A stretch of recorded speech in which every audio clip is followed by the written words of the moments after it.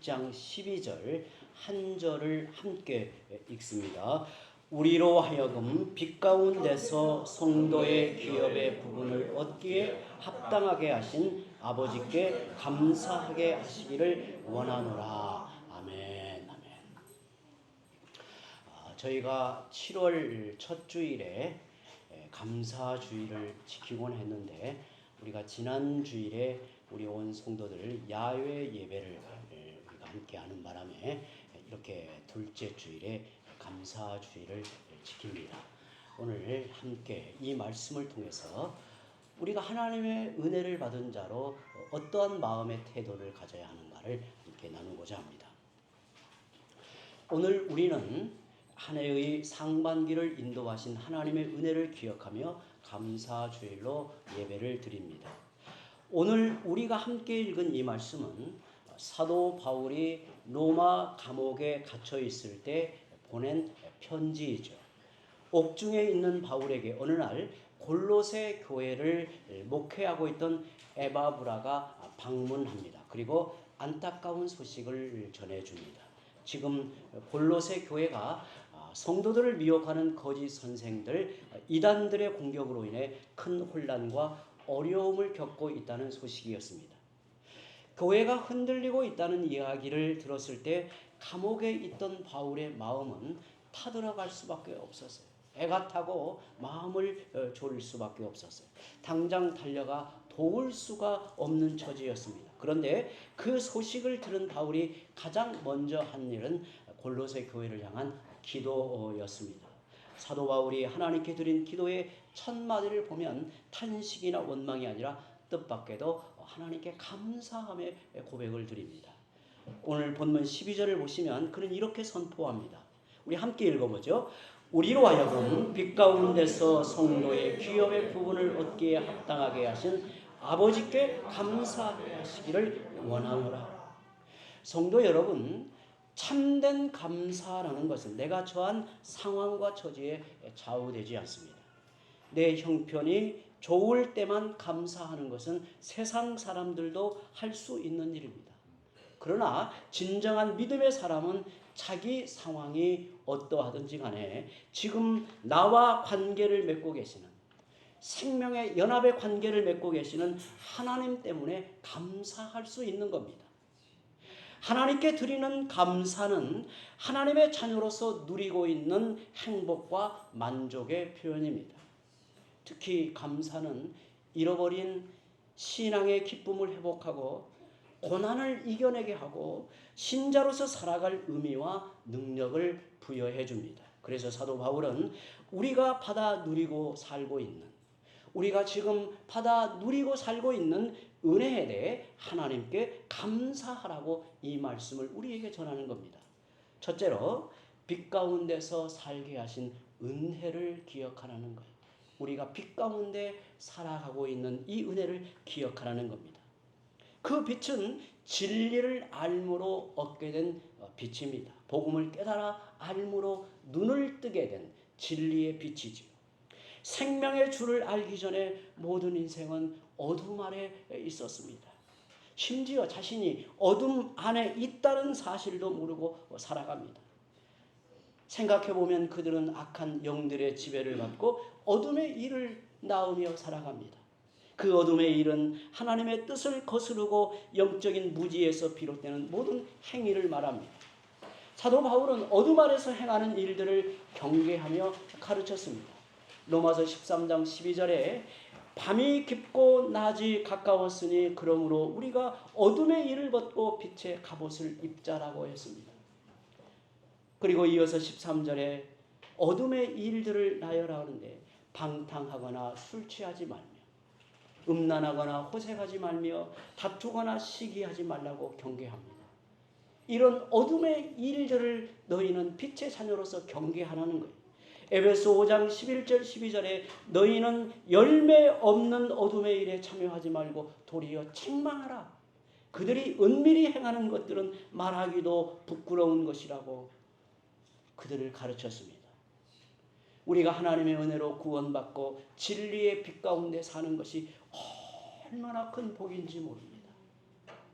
우리의 인생이 진리의 빛의 조명을 따라 하나님이 기뻐하시는 삶을 산다라고 하는 것, 이 생명 어린 삶을 산다라고 하는 것이 얼마나 큰 복인가를 깨닫습니다. 주일마다 주께서 저희를 부르시고 진리의 말씀을 들려주시며 그리스도의 복음을 듣고 새 힘을 얻게 하는 것이 얼마나 큰 복인가를 오늘 감사주일에 기억하라는 거예요. 당시 골로새 교회는 여러모로 어려운 상황에 처해 있었습니다. 특히 복음을 무너뜨리는 거짓 사설이 교회를 어지럽히고 있습니다. 그럼에도 불구하고 교회가 굳건히 서 있습니다. 하나님이 그들을 보호하여 진리의 빛 가운데 그들을 인도하셨기 때문입니다. 이는 골로새 교회에 베푸신 큰 은혜였고 오늘 우리 교회에 베푸신 은혜입니다. 저는 우리 성도들을 바라볼 때 하나님의 은혜가 참되고 귀하다라는 생각을 갖습니다. 제가 우리 성도들에게 말씀을 전하면서 때로는 마음의 이 부담이 너무나 설교가 딱딱한 것이 아닌가, 너무나 설교가 좀 재미난 이야기도 하고 그래야 되는데 그러지 않은 제 설교를 그래도 겸손한 마음으로 듣고 또 이렇게 존중하는 마음으로 말씀 앞에 서는 모습을 보면 너무너무 감사해요. 너무너무 감사해요.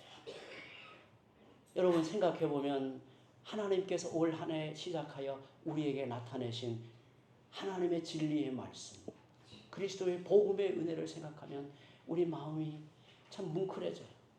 감격에 차올라요. 이게 얼마나 놀라운 은혜입니까?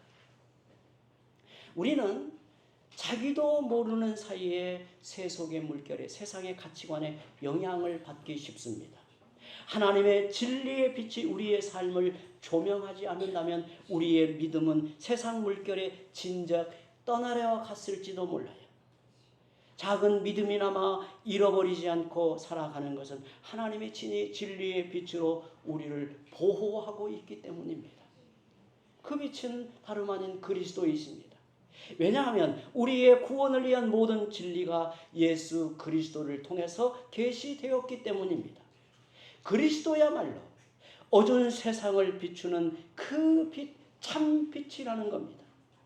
요한복음 8장 12절 이렇게 말합니다. 함께 읽어보죠. 예수께서 또 말씀하여 이르시되 나는 세상의 빛이니 나를 따르는 자는 어둠에 다니지 아니하고 생명의 빛을 얻으리라. 여러분 이 말씀의 의미를 아는 자, 진리의 복음을 알고 그 빛 가운데 살아가는 성도들은 이 말씀이 얼마나 놀라운 은혜의 말씀인가를 깨닫게 돼요.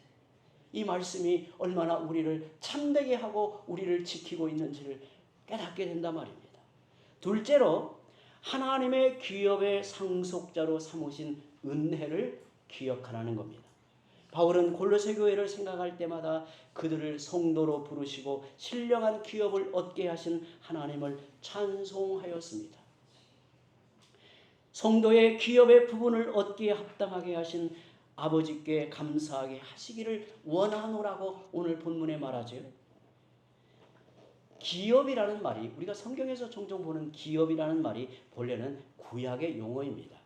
구약에서 기업은 언약 백성인 이스라엘이 차지하게 될 약속의 땅을 염두에 둔 말입니다. 이스라엘 백성은 가나안을 정복하기 앞서 제비를 뽑아 땅을 분배하게 되죠. 지파별로 남은 땅을 시족별로 그리고 가족별로 이 땅이 다 분배됩니다. 모든 이스라엘 백성이 제비 뽑은 땅을 자기 몫으로 받습니다. 그것을 가리켜 뭐라고 말하냐면 기업이라고 해요. 기업. 성경에서 말하고 있는 기업은 지금 세상에서 큰 기업들 많이 보잖아요. 이 기업하고 좀 개념이 다릅니다. 여기 쓰고 있는 개념은 구약에 말하고 있는 기업의 의미를 여기에 말하고 있는 거예요.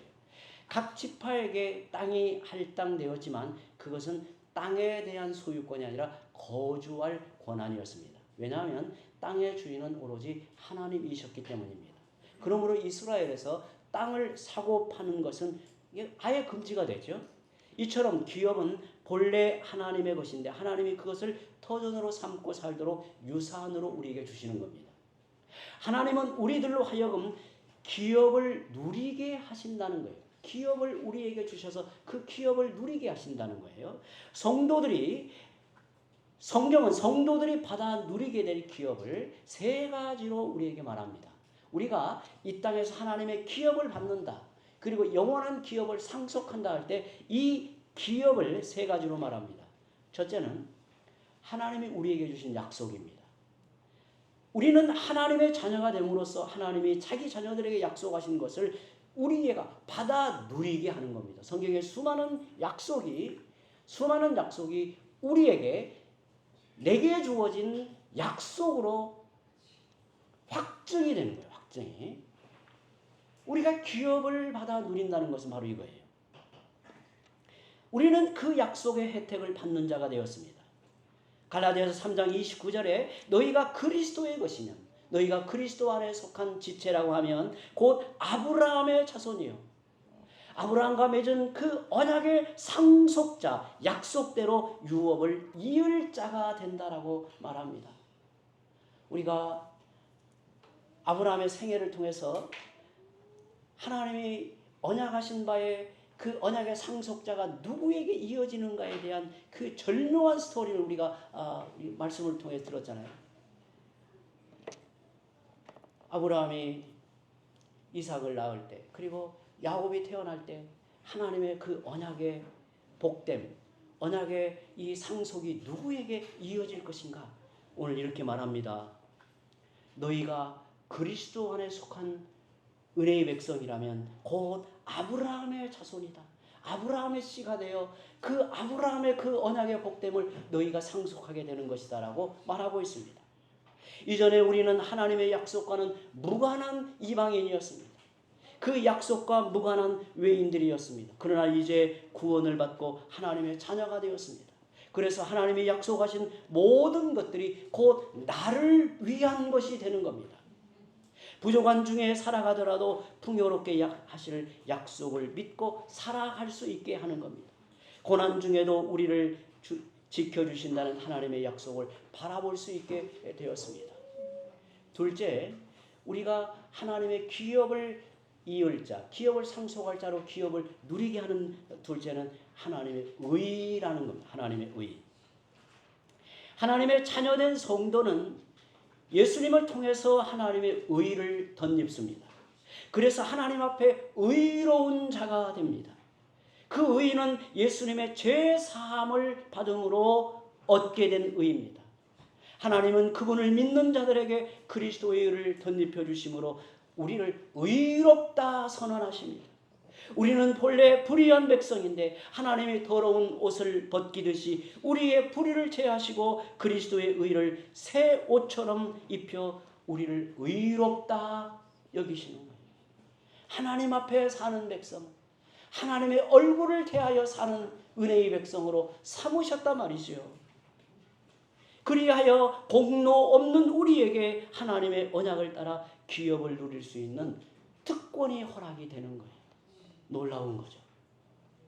이 비밀을 아는 우리 성도들이 되기를 바랍니다.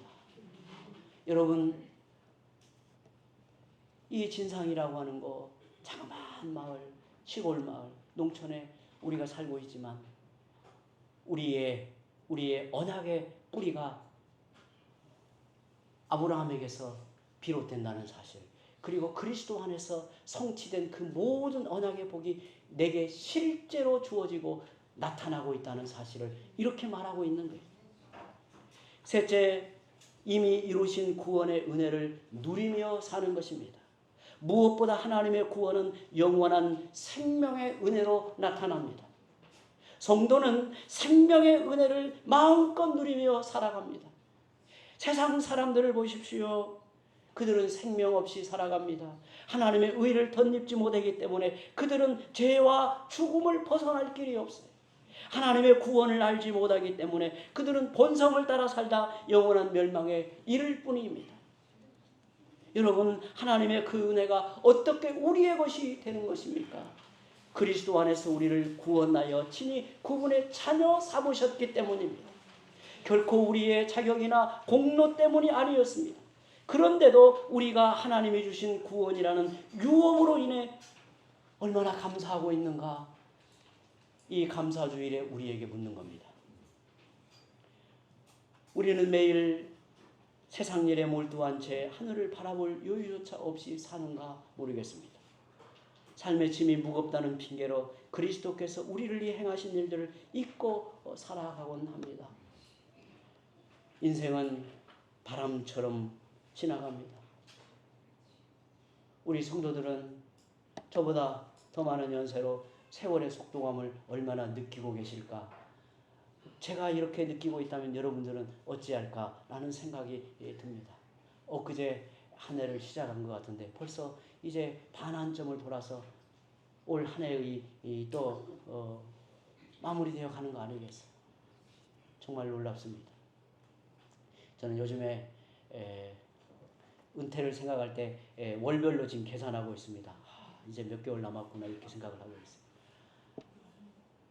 마음이 조급해집니다.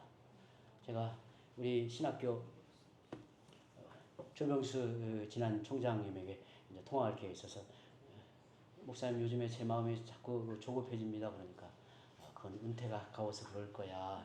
그러시더라고요. 요즘에 제 생활을 보면 시간만 나면 도서관에 가는 것 같아요. 설교문을 작성하고 뭐 신방하고 전도하는 일 외에는 거의 시간을 제가 집중해서 책을 읽는데 시간을 다 쓰고 있는 것 같아요. 마음이 자꾸 이렇게 조급해져요. 우리 성도들을 진리의 말씀으로 어떻게 가르칠까? 그리고 계획한 이 연구 주제를 잘 이렇게 마무리 지을까? 이런 생각을 하면 굉장히 마음이 이렇게 약간 이렇게 쫓기는 듯한 느낌이 듭니다. 근데 세월이 빠르게 느껴지니까 그래요.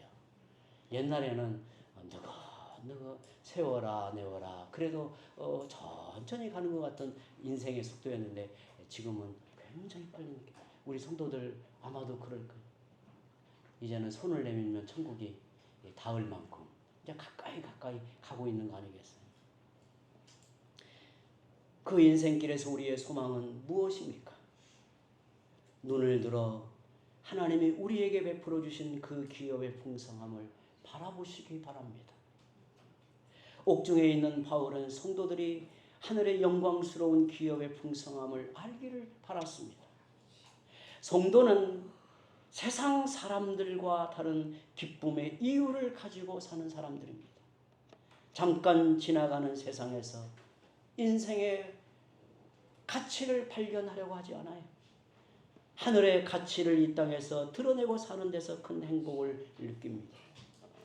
에베소 1장 17절 19절까지 사도 바울은 성도들을 위해 무엇을 간구하였는가? 함께 이 말씀을 함께 읽습니다.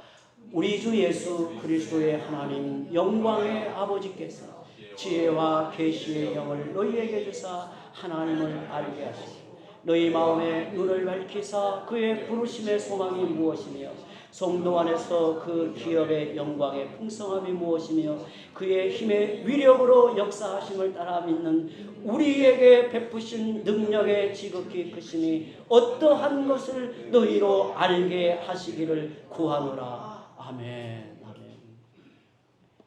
여러분, 우리가 누리고 사는 게 많다고 해서 감사하는 것은 아닙니다. 감사는 하나님을 향한 우리 마음의 태도입니다. 삶의 어떤 조건보다 하나님을 향한 우리의 마음의 태도가 어떻느냐에 따라 감사하는 겁니다.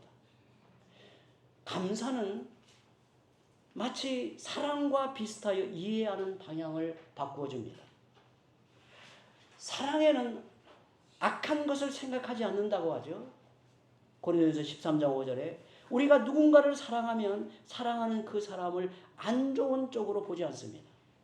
사랑하는 사람을 항상 좋게 생각하려고 합니다.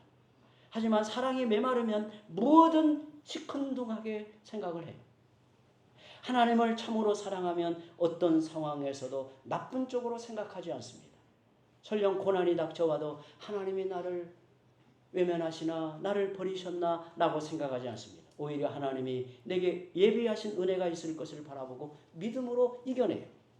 우리의 감사도 이와 같습니다. 처한 형편과 조건에 달린 게 아니라 신앙에 달려있단 말이죠. 그래서 분에 넘치는 복을 누리면서도 감사하지 못하는가 하면 도저히 감사하기 어려운 중에도 감사하는 사람이 있습니다. 사랑이 하나님의 은혜를 받아야 가능한 것처럼 감사하려면 은혜를 받아야 할 수 있습니다. 그런데 하나님은 먼저 감사하라고 명령하십니다. 마치 우리의 힘으로 감사할 수 있을 것처럼 그렇습니다. 이는 결국 하나님께 감사하는 마음을 가진 사람에게 실제로 감사할 수 있는 은혜를 베푸신다는 사실을 이렇게 말하고 있는 겁니다. 그래서 우리의 마음을 지키는 게 중요합니다. 힘들고 어려울 때 기도하는 것도 중요하지만 생각을 바꾸고 바른 생각을 지키는 것이 중요합니다. 고난의 때, 어려운 시기를 지날 때 생각이 중요해요. 저도 지나온 과정을 가만히 생각해 보면 매우 어려운 시절, 어려운 시기를 지나고 보니 그때가 나를 사람다운 훈련의 손길이, 사람다운 사역자로 훈련을 시키는 하나님의 손길이었단 말이죠. 제가 그때 그것을 더 깊이 생각하고 붙들었다면 더 성숙함에 이르는 훈련이 되어지 않았을까라는 생각을 갖습니다. 우리가 받은 은혜가 얼마나 큰지, 하나님이 얼마나 복되고 선한 분이신가를 기억할 수 있어야 합니다. 이게 바로 신앙입니다. 끊임없이 거여가는 죄인들을 향한 하나님의 사랑이 얼마나 크고 놀랍습니까? 우리가 살아온 날들 중에 하나님의 은혜와 무관한 날은 없습니다. 저도 가만히 생각해 보니까 정말 그렇습니다. 제가 살아온 날들 중에 하나님의 은혜를 뺀다면 어찌 의미를 가질 수 있겠는가? 다만 욕망의 눈이 어두워져서 내 마음에 수금과 비파 소리를 잃고 삶이 팍팍해져 있을 뿐입니다. 하지만 예수님은 오늘 우리에게 이렇게 말씀하십니다. 공중의 새를 보라. 심지도 않고 거두지도 않고 창고에 모아들이지도 않되 너희 하늘 아버지께서 기르시나니 너희는 이것들보다 귀하지 아니하냐라고 우리에게 물으십니다. 우리를 사랑하시는 하늘 아버지를 기억하십시오. 만약 우리에게 일어난 가슴 아픈 일들, 고통스러운 일로 인해 낙심하고 있다면 하나님의 선하신 손길을 의심할 수 있습니다. 그러나 하나님의 신실하심을 떠올리면 고난도 하나님의 사랑을 맛보는 기회가 됩니다. 하나님의 은혜가 얼마나 놀라운가를 경험하는 기회가 될 것입니다. 그러므로 겪고 있는 고난과 시련만을 보지 말고 지금도 여전히 하나님의 기쁜 사랑을 가슴에 새기시기를 바랍니다. 이제 말씀을 맺습니다. 오늘 우리는 지나온 반년의 삶을 돌아보며 이 자리에 앉아 있습니다. 여러분의 상반기는 어떠하셨습니까? 남들에게 말하지 못할 눈물도 있었고 괴로운 삶의 무게에 짓눌려 하나님 왜 내게 이런 일이 있습니까? 원망 어린 탄식을 했던 날도 있었을 것입니다. 그러나 여러분, 바로 그 순간에도 우리를 향한 하나님의 신실한 사랑은 멈춘 적이 없습니다. 때로 넘어지고 미끄러질 때도 아주 엎드러지지 않는 것은 하나님이 우리를 붙들고 계시기 때문입니다. 아무 자격 없는 죄인을 진리의 빛으로 인도하시고 하늘의 영광스러운 기업의 상속자로 삼으신 그 은혜가 우리 인생 가운데 분명하다 말이죠. 하나님께 드릴 감사는 형편이 좋을 때만 하는 조건부 감사가 아닙니다. 내 상황이 어떠하든지 지금도 우리와 함께 하시는 하나님 한 분만으로 만족하는 믿음의 결단입니다. 오늘 감사주의를 지키며 우리 속에 있는 인생의 염려와 세상의 욕심을 주님 앞에 내려놓으시기 바랍니다. 그리고 눈을 들어 우리에게 약속하신 하늘의 복된 기업을 바라보시기 바랍니다.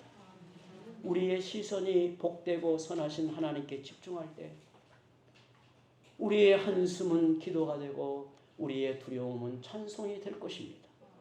어떤 상황에서도 주님 감사합니다 라고 고백하며 감사의 능력으로 승리하는 성도들이 되시기를 주님의 이름으로 축원합니다.